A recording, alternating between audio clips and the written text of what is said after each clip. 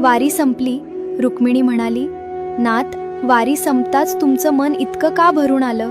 विठ्ठल हळूच म्हणाला, भेटणं प्रत्येकाला आवडतं, पण निरोप देणं देवालाही जड जातं. कालपर्यंत माझ्या नावाचा गजर होता, आज आठवणींचाच फक्त साज होता. जाणाऱ्या प्रत्येक वारकऱ्याने नजरेत एकदा मला भरून घेतलं आणि माझ्या हृदयात विरहाचं एक गाव करून गेलं. रुक्मिणी म्हणाली, नाथ, एवढं प्रेम करता, मग त्यांना थांबवलं नाही का? विठ्ठल मंद हसला आणि म्हणाला, प्रेम जर खरं असेल तर त्याला बंधन नसतं.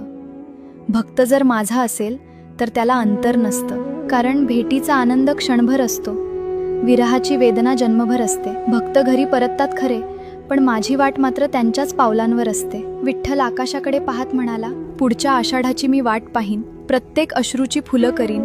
माझी लेकरं पुन्हा माऊली म्हणत येतील, तोवर त्यांच्या आठवणीतच उभा राहीन.